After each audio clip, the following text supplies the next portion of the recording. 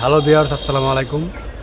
আজকে কথা বলবো বরবাদ নিয়ে। আমি গতকালকে বরবাদ দেখতে গেছিলাম আমাদের মধুপুর মাধবী সিনেমা হলে।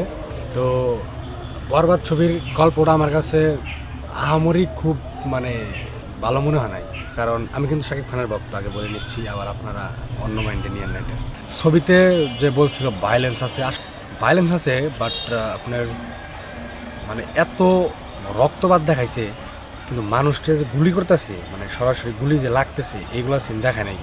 শুধু গুলি করতেছে, গুলিগুলো দেখাইছে। দেখানোর পরে মানে একটা সুইমিং পুলে মানে মানুষজন সব পড়ে রয়েছে, ওইখানে রক্ত মানে পানিটা মানে লাল হয়ে গেছে, এরকম বিষয়টা। আর সিনেমাতে মানে যিশুর যে ক্যারেক্টারটা, ওনাকে বলছিল মানে মানে যেহেতু ভিলেন যদি ভয়ঙ্কর লেভেলের না হয় তাহলে সিনেমা আসলে জমে না। মানে স্ক্রিন প্লে খুব কম পাইছে এবং খুব সহজেই মানে এটা শেষ দিছে। সবচাইতে আমার ইন্টারেস্টিং একটা ক্যারেক্টার লাগছে, সেটা হচ্ছে শাকিব খানের যে পিএস থাকে জিল্লু, উনি সবচেয়ে ভালো অভিনয় করছেন। আবার একজন পিএস একজন তার স্যারকে বা বসকে ভালোবাসে, এটার একটা বইয়ের প্রকাশ উনি মানে ওটা দেখাইছে।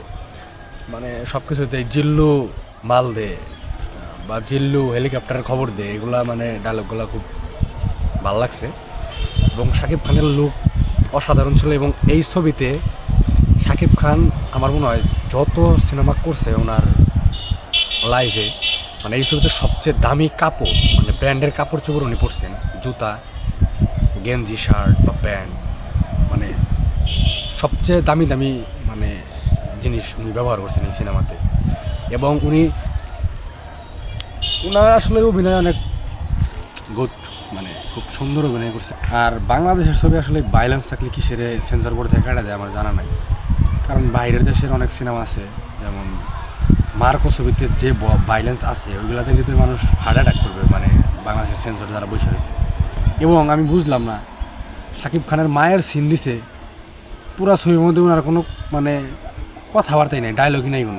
সবাই সিনেমা হলে গিয়ে বরবাদ দেখুন, মানে তামিলের আপনার যে অ্যাকশন সিনগুলো দেখেন ওইগুলো সিন এখানে পাবেন, সেই অস্থির সুন্দর হয়েছে।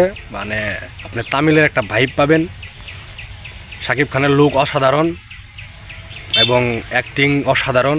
শাকিব খান একদম ফাটাইয়া দিছে। সবাই গিয়ে সিনেমা হলে গিয়ে সিনেমা দেখেন, বরবাদ, শুধু বরবাদ হবে।